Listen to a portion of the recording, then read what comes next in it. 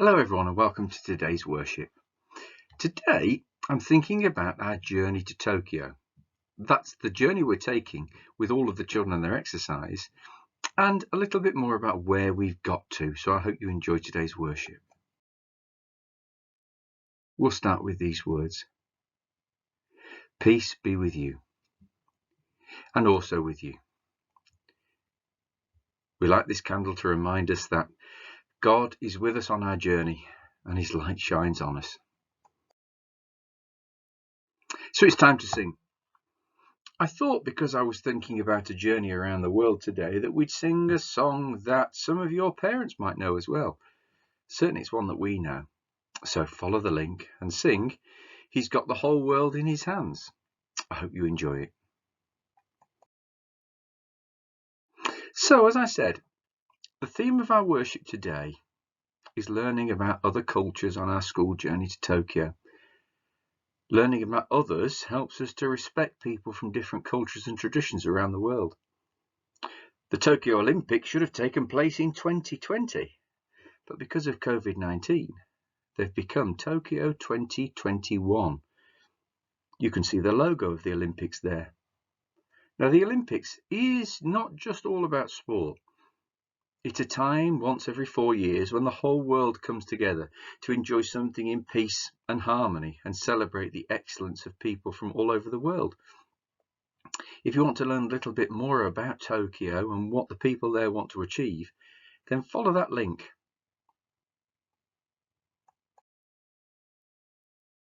So the Bible gives us the commandment that Jesus taught us.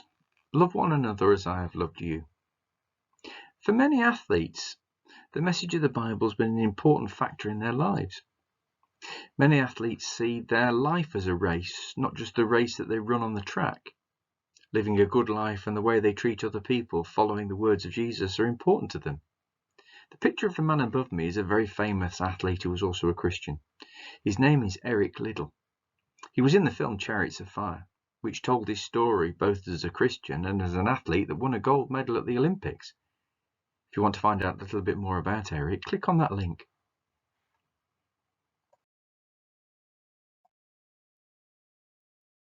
By Sunday, we'd got as far as Kazan in Tatarstan. Where on earth is that? I'd never heard of it myself. I'd never even seen a picture of it. So I thought we'd stop and have a quick look around before we carried on our journey. Kazan is in a country that we called Russia. It's a city that's the 4th biggest in Russia. It's around about the same size as Harrogate. And it was founded centuries ago by a man called Genghis Khan. You can see a painting of him there. It's a long, long way from Harrogate. So what does it look like? Who lives there? And what would it be like to live there?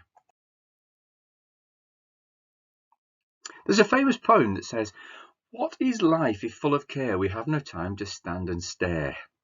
What that means is we're all so busy sometimes that we miss out on the beauty that's around us. At the moment, we can't travel abroad, so we have to look at the beauty that's in our locality. And if you've walked around your house or walked around the streets or the gardens, then you'll see beauty in the nature around us. A man called Mark Twain once said that if you travel, it will not only broaden your mind, but it will stop you thinking things about other people which are not true, because by meeting them, you'll know that all people are alike, to be respected and loved as our neighbour in the way that Jesus asked us to. So, if you're in Key Stage 2 and you want to have a look around Kazan, then you can click on that link and you'll find someone who comes from England, who's living in Kazan, who decided they'd give you a bit of a tour. That beautiful building in front of you there is seen as the Temple of All Faiths.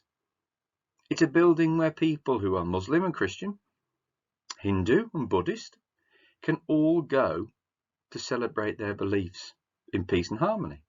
But there's so much more to see in Kazan. It's a fantastic place to visit. So click on the link and go for a wander. Kazan is in Russia, and Russia is a country full of folk stories.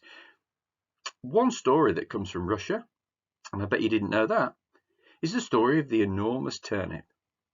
You'll all know that story, but if you want to listen to it again, click on the link.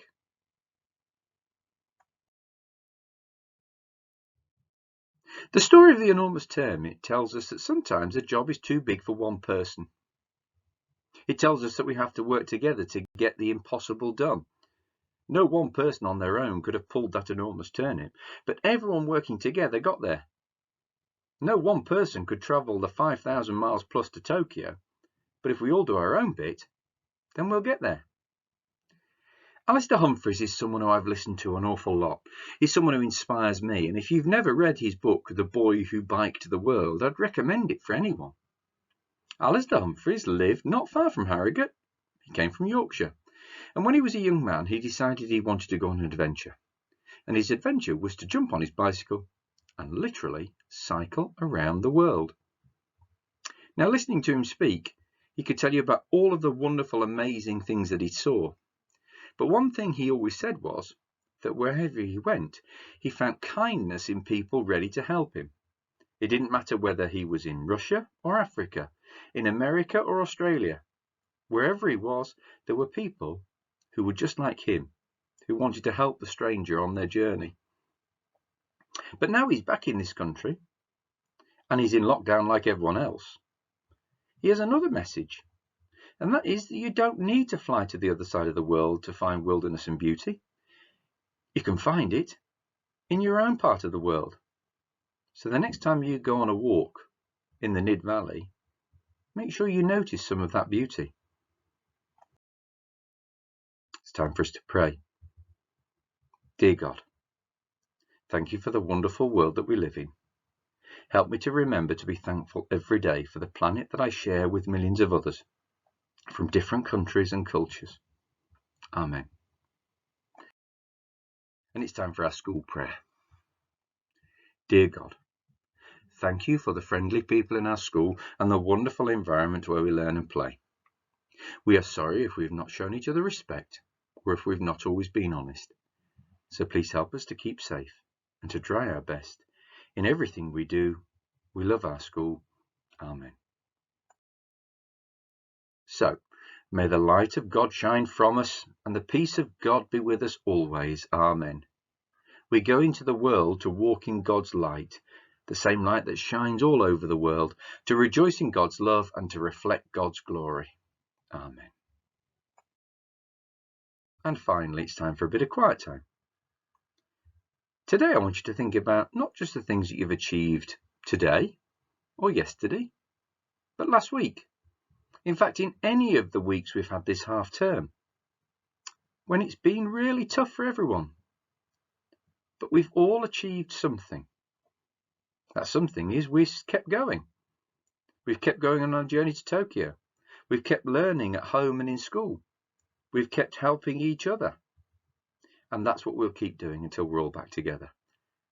So the music I've chosen comes from that country I've talked about, Russia. Click on the link, follow the picture, and listen to some Russian folk music as you think about what you've achieved. And until we meet again, goodbye.